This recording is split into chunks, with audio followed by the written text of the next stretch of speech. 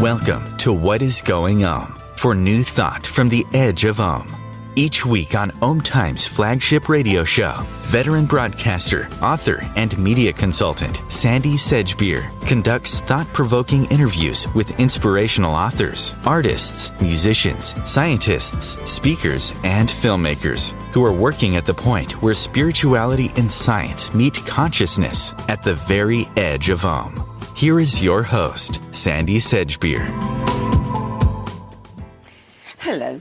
In the foreword to the book we're going to be discussing tonight, leading expert on Indigenous cultures and shamanism and co-founder of the Pachamama Alliance, John Perkins, shared a warning from a Shuar shaman that he met deep in the Amazon, who said, "The world is as you dream it. You in the north have dreamed of lots of cars, huge buildings, extreme materialism.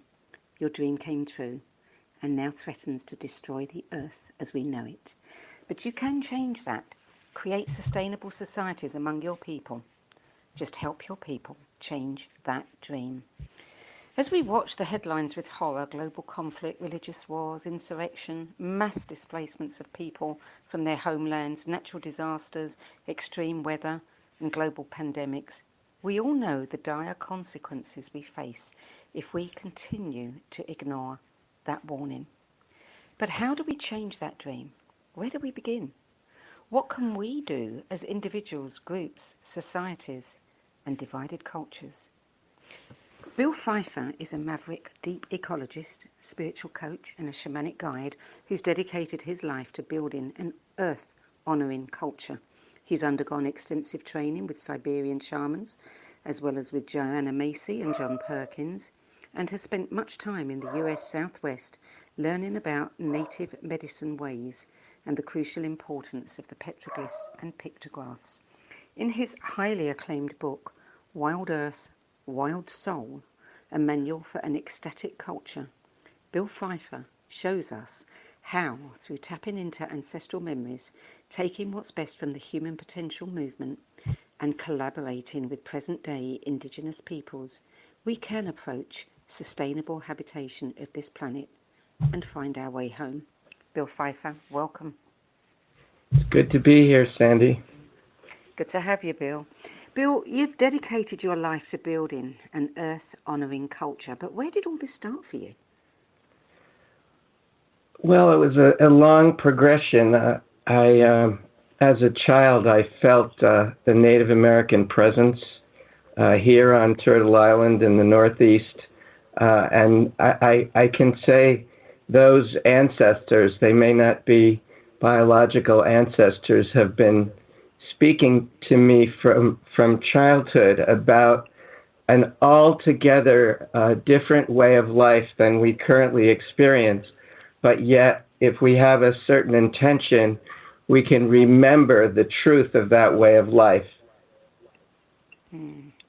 So, you're the founder of the Sacred Earth Network, which continues to implement leading-edge visions for over 25 years. You've travelled to Russia 44 times, assisting the environmental and indigenous movements, and you've led hundreds of spiritual ecology workshops. Tell us, what did you learn from Russia that we need to know about? Well, after 44 trips, there's a lot to learn. and I'm still learning. And, I think it was Churchill who said Russia is something like an enigma wrapped in a mystery. But as far as kind of the theme of this show, it wasn't until about midway through all those trips when I started to meet and work with indigenous elders and leaders in Siberia that I really got a sense of how important it is to respect indigenous knowledge and not put it as sort of like another thing in spirituality, but actually the foundation, that indigenous knowledge is not somebody else's, but it's our knowledge. When we go back far enough, we see that we all come from earth-honoring culture. So I would love to kind of put out a very strong sense that when we're thinking about our spiritual path, that we're always grounding it in the earth and grounding it in nature, and looking to indigenous elders and their wisdom as a kind of blueprint for everything else. Because certainly, there's many different traditions and many many different perspectives and ways to go up the mountain of consciousness. But what I'd like to again emphasize is that it's a mountain, and that to honor the mountain and the larger earth that is holding that mountain. You just mentioned Siberia, which is Tuva is regarded as the birthplace of shamanism, and I know that you wanted to speak about Moonheart, one of the strongest Tuvan shamanesses who recently passed. Yes, I'm really grateful that you brought her up. I have beautiful gifts from her that I hold and work with dearly. She was the most powerful person I have ever met. She was considered a star shaman, and I can't say enough about her power and about the effect of her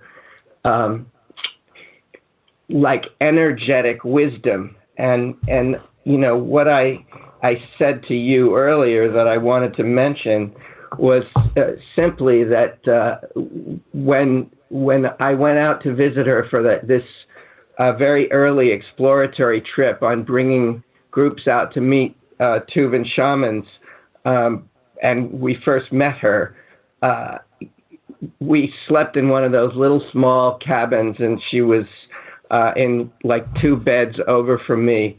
And she woke me up with her mind. I'll never forget it. She woke me up with her mind at probably 5 a.m, and she basically said, "Go outside, and you're going to see the rest of your guides."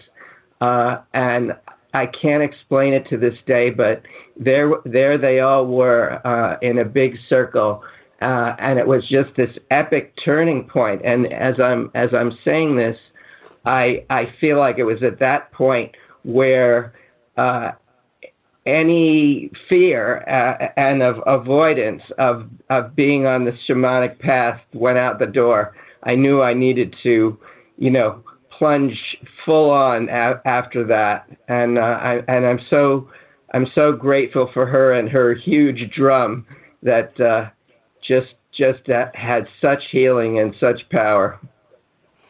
You've been on this path for a long time, and your book is very, very timely. I'm surprised it wasn't written before, but then at the same time I'm not, because I feel that its timeliness, it's for now. It's definitely for now. What was the inspiration behind it? I mean, why did you pick the moment that you did to write it? Well, I didn't have the experience and know-how and insight to write it before I wrote it, and there's still so much that I'm learning. Somebody asked me, that book was written a long time ago. Is it still relevant? And I was like, more than ever, as you just said. And it's relevant, Sandie, because we're collectively in a state of amnesia about these core traditions that I mentioned before, and it was many workshops and gatherings and listening to elders that convinced me, not through any intellectual process, but kind of through the dream state, the imagination, through inspiration, that there were core ingredients that we needed to practice in order to get back on a balanced, thriving, and even ecstatic way of life on Earth. And, I want to emphasize that again, which is the society that we're living in is just completely fear-based, and it's so fear-based and it's so full of trauma that we tend to lean into the lowest common denominator. But when we have had enough of these outside of the box experiences, which shouldn't be in the box or out of the box, they're in a circle, and they feel so good, then we know, aha, there is so much more to life than we've been taught. And one other thing which is crucial, which is that so much of spirituality as we've been learning it, since we started in this lifetime, it's kind of self-centered. It's like, how am I gonna find my personal salvation and liberation? And that's not the native way. It's about we. It's about how are we going to live together with the earth? What are the wise ways of doing that? And so it's very much, in Buddhist terms, a book about the Sangha and how we raise each other up in the lap of Mother Earth. Mm. In Wild Earth, Wild Soul, you start from the perspective that while spiritual transformation can be an individual phenomenon, we are first and foremost social beings who evolved living in small groups, in tribes and clans, and therefore the transformation that we seek, will be best done through a group. And this is, obviously I'm just repeating what you just said earlier, but how do we create these groups? Well, I think first of all we need to have the willingness, and there are many people that are involved in the shamanic path, in the nature connection path, in the earth honoring festival path, and for that matter, all the native peoples who are still practicing their traditions. And I think it takes curiosity and willingness, and most of all, listening and sensitivity to what comes to mind for me is the most kind of fundamental ceremony that needs to be done with integrity, but that's the sweat lodge. And to find somebody who knows how to pour the sweat lodge, and let's say have a dozen people come and do it, and have it done with integrity. The sweat lodge is a ceremony that will sort of describe my book in a way through energy, and if it's done right, and if one participates in it with real openness and receptivity.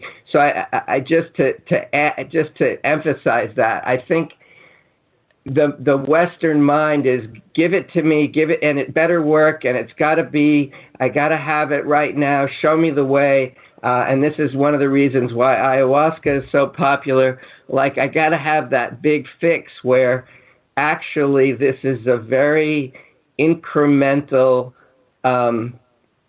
beautiful, the image comes to my mind. It's like a turtle, and the turtle. I'm here on Turtle Island, and that there's great ancient wisdom there, and we need to have the intention to tap into that. There's many groups doing wonderful work like Pachamama Alliance, but it seems to me that these groups these organisations are attractive to people who are already awake and wanting to participate or contribute to something. I'm thinking about, wouldn't it be great if there were groups in every town that, started at the most basic fundamental level of helping people raise their consciousness to begin with? Because clearly, the world is a very divided place right now, and there's an awful lot of people who do need their consciousness raised. Sandie, I know you'll take this the right way. That's not a very sophisticated question or a complex question, but in a way, it's the best question. And the best question is, how do we actually do this on a local level? Yes.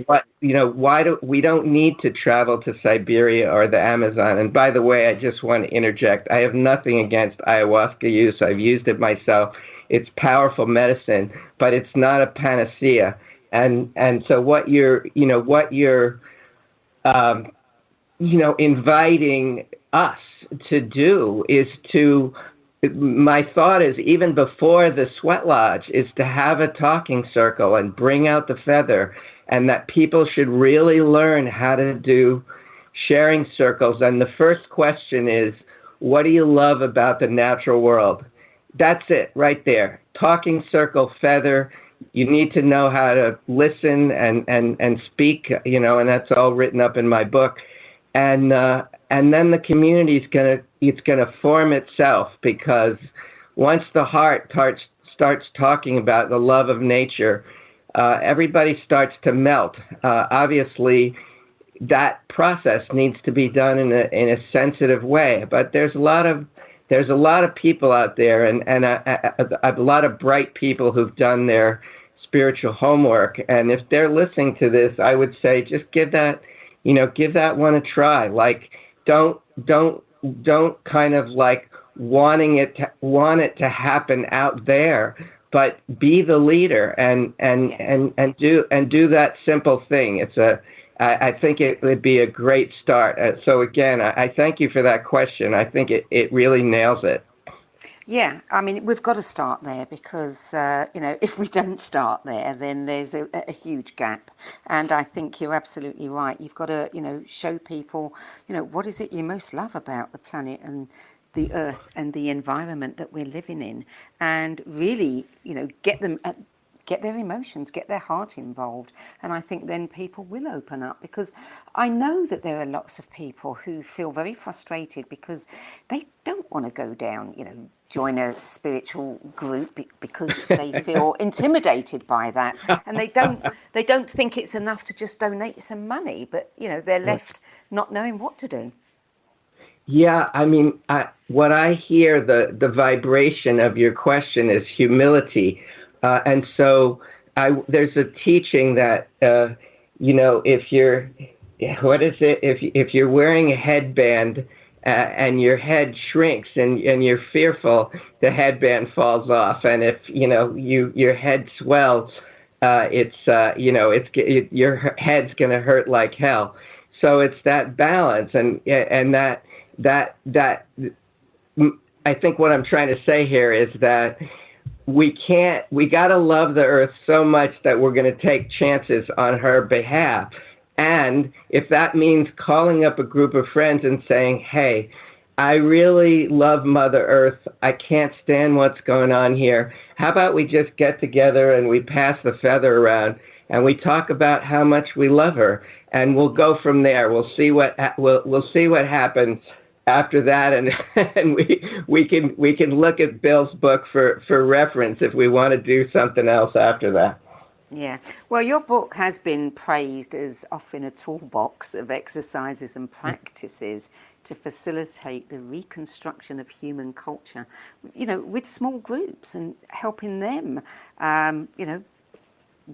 grow and develop and learn what they want to contribute to this, because we've all got a part in it. Yeah, exactly. And, I'm thinking personally, I want to do a bunch of train the trainers, train the leaders, work with the leaders who really get what's in the book and just want to just take it to the next level and spread it. But I think it nevertheless, that's still going to be a smaller subsection of the population. But I think, I'm going back to your question. I think that just starting someplace and then working from there based on one's love of the earth, and you started off and you asked me about That's her Tuvan name for Moonheart. It's like one of the things that is mind blowing, and then I met you through listening to you talk with Hank Wesselman, is learning how to shamanic journey, and most people can do that.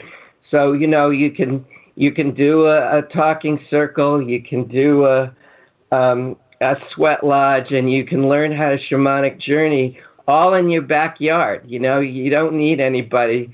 I mean, you can invite somebody experienced to pour the sweat lodge, and maybe that's too much right away, but there's plenty of other things that people can do. And I think if this sense of practicing these cultural ingredients, which we talked about before, if it becomes attractive, it becomes like yoga, where it's like, oh yeah, let's do this. This is great stuff. That's how it grows. Yeah, that's how you inspire people. You have created something you call the Wild Earth Intensive, and I think you offer a number of different exercises, practices, etc. In this, and you say that if seriously undertaken, it can change not just individuals and groups. Tell us a little bit about the Wild Earth Intensive.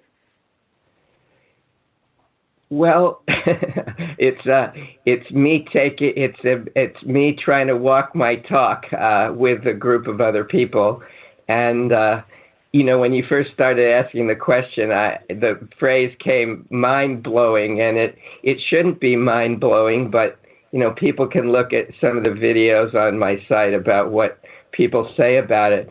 But it is the training ground or practice area in a relatively wild part of the earth, where a small group, let's say 20, 25 people, gather together, turn off their cell phones, and turn off the outside world, and practice the various cultural ingredients like play and story and vision, and stillness, in this native way. And so again, it's remembering our indigenous origin, but actually experiencing it. And in this case, it's experiencing it in an intensive way. Mm. Over the course of 10 days, and it could be longer. I think what you're saying is what you're doing with this is you're bringing people back to the essential self, the part of us that we've lost connection with, and starting again from there. Well, I think yes, I think this is one way, and I think it's one very effective way. And I think it's a way that there are thousands, if not millions, of variations on the theme. I'm reminded of something like the Boy Scouts or Girl Scouts, which, is an international organization. And it was started, with the intention of giving children, skills, teaching them ethics, morals, life skills, all kinds of things. Wouldn't it be great if that was reinvented with something a little bit more like this? Hear, hear. Hopefully we're making it happen as we speak. And yeah. Well, if one young girl, Greta Thunberg, can, capture the world's attention about climate change, I am sure it's not that difficult to start capturing people's attention to do something like this, because, I know many parents who would love a way to introduce their children to this kind of thinking. And it is absolutely best when it started young. And as I started out telling you, I was feeling the native spirits of this land. Every once in a while, I would pick an arrowhead up when I visited my father in the country. My parents were divorced, and I would hold that arrowhead in my hand, and that was thousands of years of earth-honoring culture right there. And so, yes, I was very impressionable, and all children are. And so it's a question of showing them something, not, drilling it into them, having them receive this through the heart.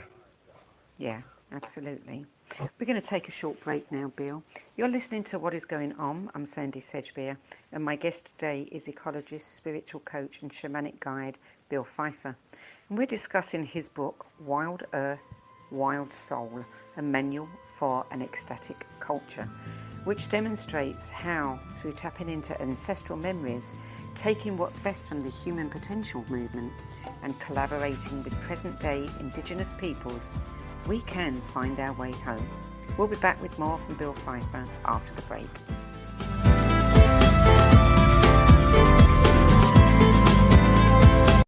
The future of internet radio is here. OMTimes Radio, IOM FM. Being a radio host on IOM FM allows you to build your show on a rich platform with the power of the internet to fulfill your outreach goals and connect with a very specialized and global online audience, unlimited by time and distance. OMTimes Radio will provide you with web relevance, a recognizable conscious brand, and with the standard of excellence that has accompanied every single OMTimes endeavor. Host your show with OMTimes Radio Network. Vox Novus, the new voice. Vox Novus, the new dimension. Vox Novus, thought and movement leaders who will share from their experience and offer tools to help us navigate our rapidly changing world. My name is Victor Furman. Join me every Thursday at 8 p.m. Eastern on OMTimes Radio for Vox Novus, the new voice. Mental health. Most people think it means mental illness. Most people are wrong.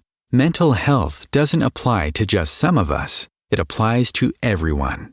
We're all susceptible to anxiety and depression. They're human conditions, and no person should ever feel embarrassed, ashamed, or be discriminated against for being human.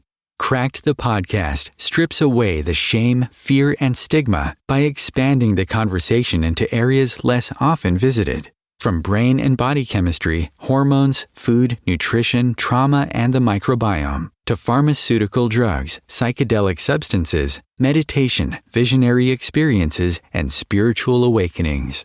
Cracked the podcast will explore them all, including the notion that, for many, breakdown can be the beginning of breakthrough. For in the words of singer-songwriter Leonard Cohen, there is a crack in everything. It's where the light gets in. Cracked the podcast, slaying the dragons of mental health. Join co-hosts Sandie Sedgbeer and Rebecca Shaper on the first and third Thursday of every month at 12 noon Eastern Time. COVID-19, brought to you by CDC and the Ad Council. If you're feeling increasingly lonely right now, you're not alone. It's totally normal. Even though we may not be able to get together in person, connecting virtually with friends and family still gives you a chance to interact with people and may help raise your spirits. Join a virtual book club, set up group text chats, or online video coffee breaks with coworkers. Find more self-care and coping tips at coping-19.org. Welcome back. Bill Pfeiffer, in a recent broadcast you wrote something that I want to share with our listeners. You said that one of the saddest parts of life in the USA is rootlessness. Families moving willy-nilly to various parts of the country, usually for economic reasons, without ever consciously forming a bond with the land under their feet. You said that you've spoken to thousands of people in countless workshops over the years who've talked about how the land where they lived, they speak passionately about it and how it's speaking to them through their heart. But we don't know how to connect with the land. And given what's happening right now, even as we speak, a few years ago, statistics showed that there were around 60 million plus refugees struggling to survive in our world. And as we speak, we know that there are going to be many, many more in the weeks and months to come. How do we deal with this when we're taking people away from the land that they lived in, that they were born in, with everything that entails? How do we deal with that? How do we combat the challenges that come from that? Well, that's a big question, of course, and each person needs to tap into their own truth, their own connection to spirit. And so, if in listening to this they say, "Oh yeah, I know about that rootlessness. I know about that restlessness. I know about that disconnection from the land," I'm gonna call in my tribe. I'm going to build community right where I live. And if that means that you're generous enough and you have the wherewithal to invite somebody who just escaped the Taliban, that's a beautiful offering, and maybe make room for the grief of all of that it entails. Afghanistan is a very beautiful country. So I'm just bringing that up as an example that I think the core of spirituality is listening to our own truth. And so, you before the break, what we were talking about is combining nature connection with spirit. So it takes the Boy Scouts and the Girl Scouts to the next level, and it says everything's energy. Let's learn how to flow with that energy. So I'm combining two themes here, which is learning indigeneity, learning the landscape, finding people. There are people everywhere who know the land. Invite them over. Get to know the plants, get to know the birds. I grew up in New York City. I had wonderful, amazing experiences in New York in terms of the natural world. It's there if you seek it out. And and as far as people goes, it's all. I was thinking about this morning. It all comes down to whether or not we're willing to open our hearts to all of this. The joy and the sorrow, and that we're willing to not close down. That we're gonna do this thing in our own way. And if this conversation it speaks to people, then we've got I think we have a really nice blueprint. Yes, and we're living in a time, if we'd spoken about this 2 years ago, it might have been different, but we're living in a time where everything seems to be geared towards making people not want community, to be afraid of community, and, to avoid one another. Yeah, well, you can sit in a box for so long, and then you gotta bust out of it. And I'm looking out my window at a beautiful tree. But I looked at beautiful trees in a 1-bedroom apartment in New York City, and we can just get out if we choose. Nobody's forcing us to stay in the boxes.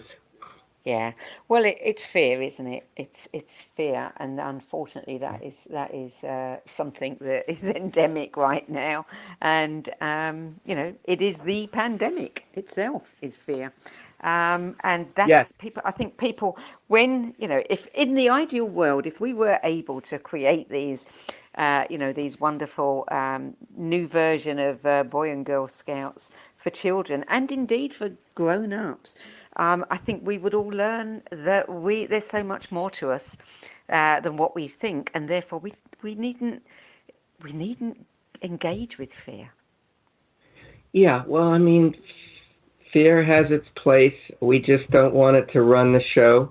And something that I'm kind of hearing in this conversation is mustering up the courage. Like, how badly do we want this thing? Yes. How tired of we of another species being lost, or for that matter, how tired are we of another child being abused? It's all the same thing. It's all the same thing. Yeah, yeah, yeah, yeah. I don't know where we went astray. I really don't. It's so interesting because just yesterday I went to visit a town that I haven't been to for probably about 23 years, where I spent, I raised my children, and being in that town raised so many memories of that era and how innocent it was compared to today. Yeah. Well, Yeah. it's reclaiming of our innocence in the broadest way, and maybe having a few internal protection mechanisms so that we. Sandie, you know what that reminds me of? It reminds me of the kind of native way of looking at the warrior men surrounding the women as a metaphor, and it sure happened in real life, in actuality. But the idea of the masculine really protecting the feminine spirit, and so in this case, I'm drawing a parallel here between innocence and true femininity, and having that, working with that balance in ourselves and within groups. Yeah, yeah. So, talking about raising consciousness, one of the ways to do that is to give people experiences of altered states of consciousness. And as you said earlier, this can be done with ayahuasca, it can be done with drumming, it can be done in, many different ways. How do you work with that? Well, I work with it in a multitude of ways, because I think it was Carl Jung who said something like, he said that the true pathology, and I'm paraphrasing him, the true pathology is actually the lack of the numinous. The lack of the numinous. So for my money, I want to have open in my toolkit lots of different safe ways for us to experience the numinous. So I like to lead people on vision quests. I've done them myself, and really take the time to completely unplug from this crazy world. And I do mushroom ceremonies. I guess I'm at the point where I feel like, how can you make a fungi illegal? That seems insane. And Michael Pollan wrote a beautiful, powerful book, and I hope law enforcement has better things to do with their life than making people miserable who want to explore psychedelics, particularly mushrooms. Truthfully, the tried and true, and this is how we met, Sandie. It's like shamanic drum journeying. Once you learn how to do that, you can tap right into the vein of spirit gold, and you get better and better at it. It's just like any muscle that physical muscle. The more you work it, the better you get at it, and the easier it goes. The more you say to yourself, my God, this world is so amazing. This universe is so ecstatic. There's so much going on here. There's so much meaning. And I'm just playing one little tiny radio station here. Yeah, absolutely. So how do you, obviously we've all been on lockdown. Gatherings have been, forbidden for long periods of time in many countries. So how do you keep doing what you're doing? Does it translate well to Zoom sessions and dealing with people remotely over the internet? Can you still hold gatherings and have experiences? I I did, yes, but they're different, and they're not as obviously not as kinesthetic and not as impactful.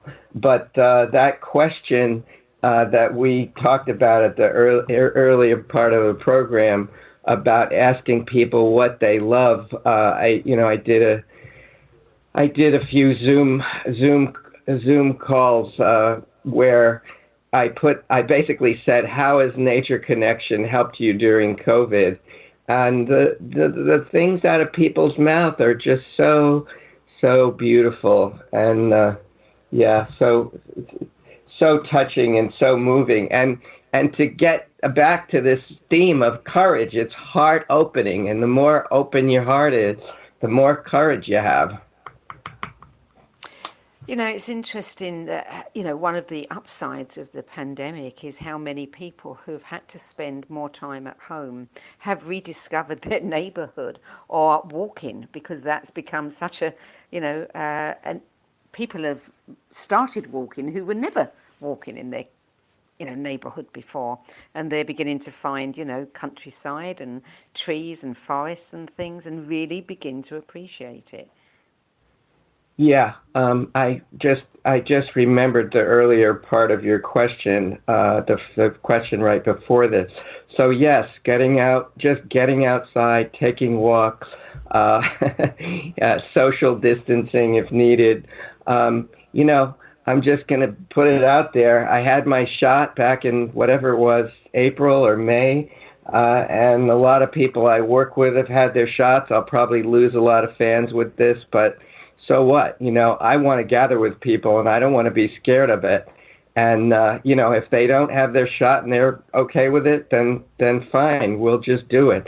But it's been a year and a half, and we can't let the fear of COVID keep us from doing the theme of what we're talking about here.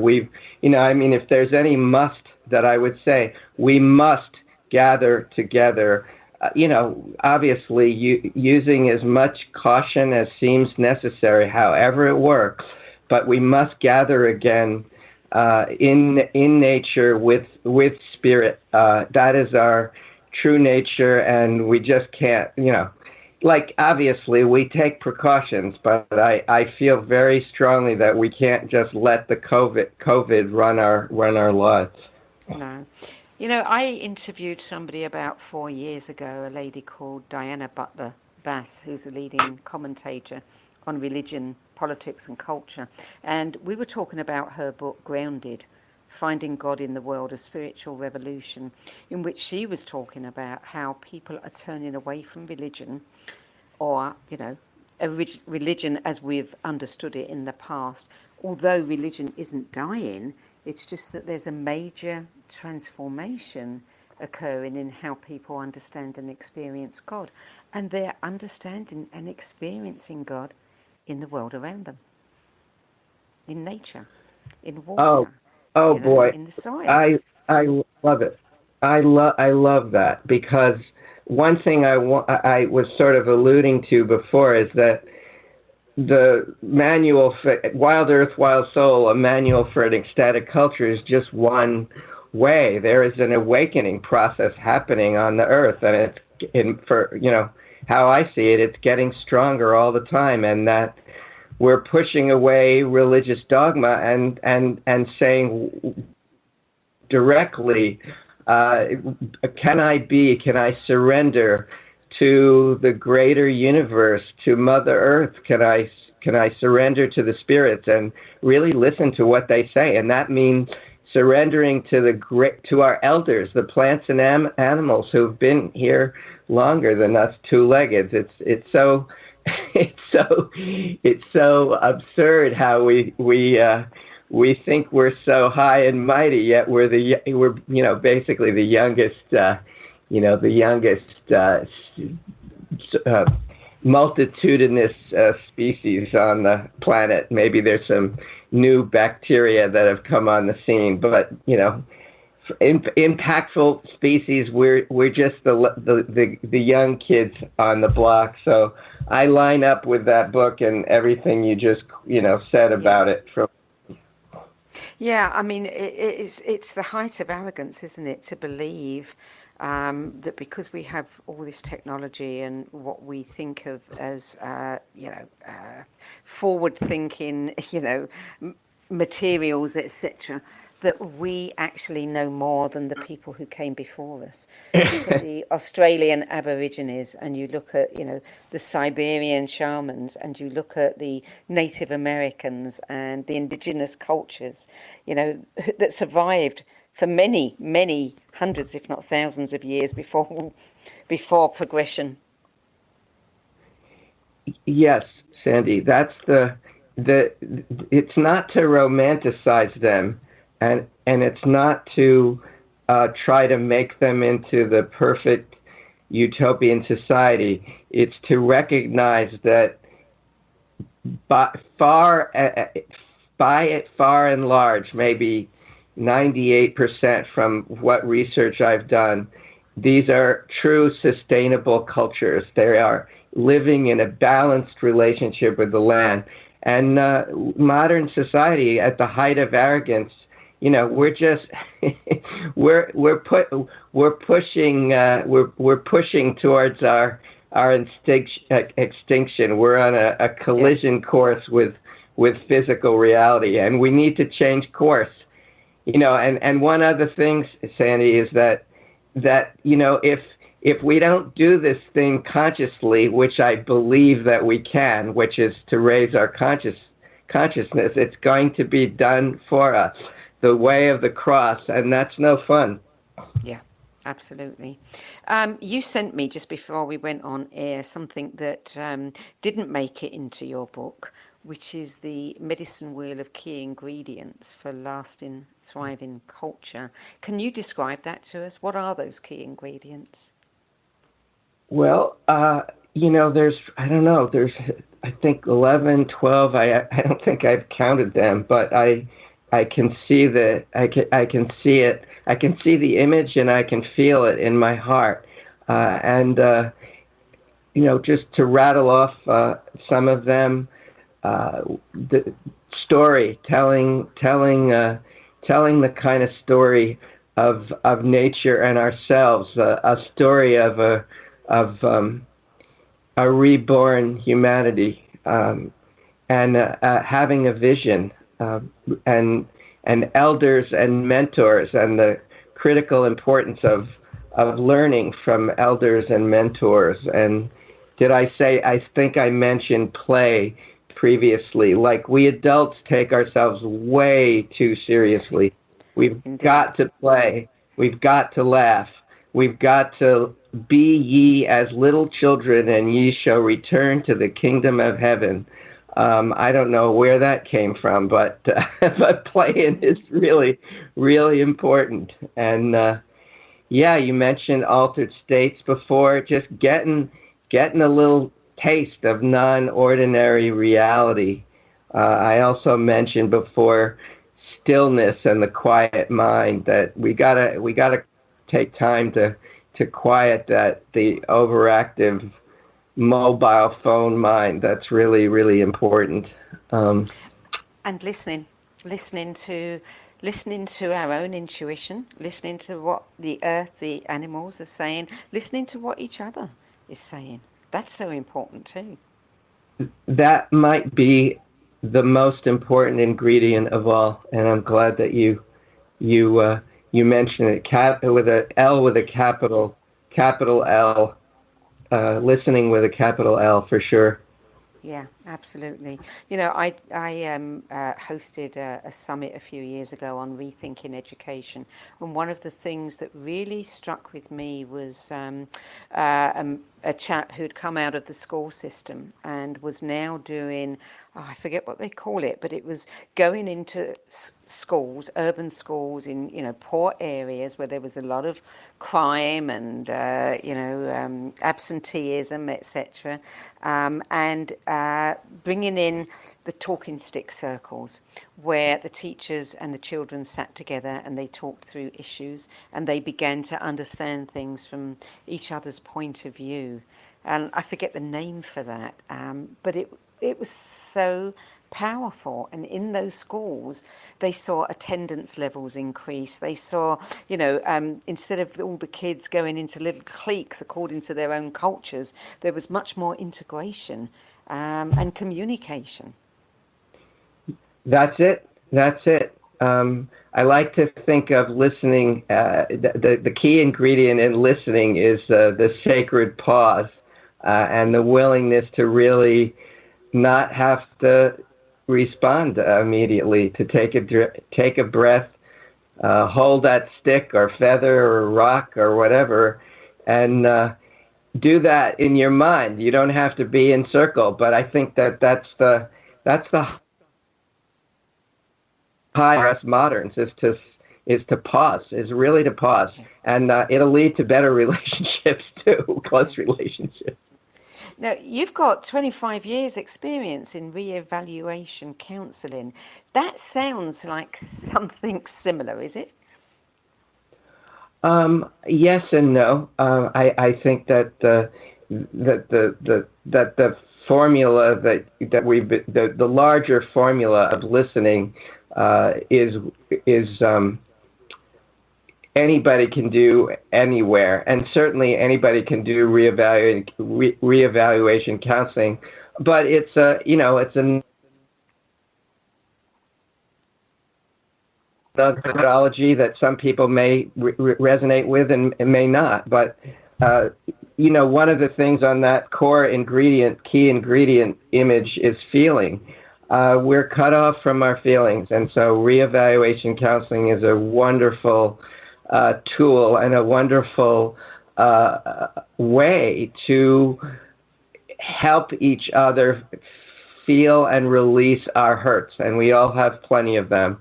And just giving each other permission to shake and to rage obviously in a kind of responsible way, and to cry our eyes out that these are essential.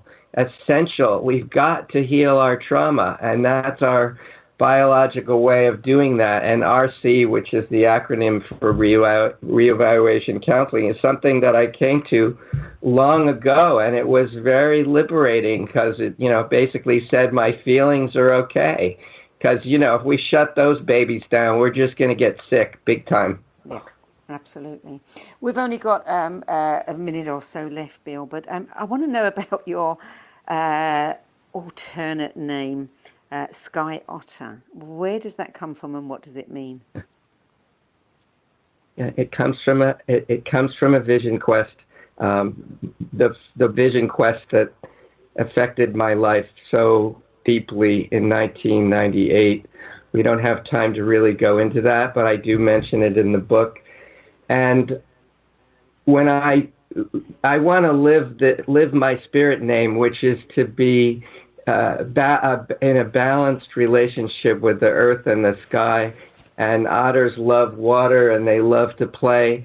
And I wanna fly like an eagle, and I wanna really impart that to everybody that I meet, that this is nothing personal. This balance between earth and sky. This is in our DNA. This is in our original instructions. So we just want to, if we want to take the time, we just want to find our way back to that balance of earth and sky.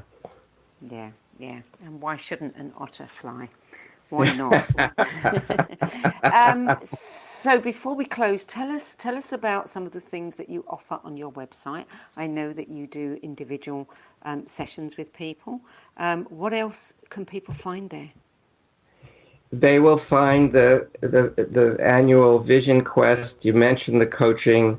I'll be lining up a Wild Earth intensive. The most important thing is that they get on the mailing list so they can find out about all these things. I'm taking seriously the the working locally, and I want to build this earth honoring community in my community. So they are welcome to visit me here in Vermont in my sacred yurt, Y-U-R-T, where I'll have lots of different, I have lots of offerings already. We'll have sweat lodges here, and I'll be doing a course on this landscape shamanism is what I'm thinking of calling it, or embodied shamanism. And so anyway, they should just peek at the website and it'll all be there. Okay. Bill Pfeiffer, I know you're passionate about healing our alienation from the natural world. I hope that with this book you will ignite that passion in many, many others. Thank you for joining us today. Thank you so much, Sandie. I'm not alone. We're not alone. We've got a lot of help. Yeah, absolutely. Wild Earth, Wild Soul, a manual for an ecstatic culture is published by Moon Books. As one reviewer wrote, if you're looking deeper than Band-Aid fixes, increased regulation for the fossil fuel industry and hyped up green technology to solve environmental issues, this is your go-to book. For more information about Bill Pfeiffer's work, visit his website at Bill Pfeiffer, BILLPFEIFFER.org. That's it for tonight. Thank you for your company. I'll be back at the same time next week with another edition of What is Going On. Till then, it's goodbye from me.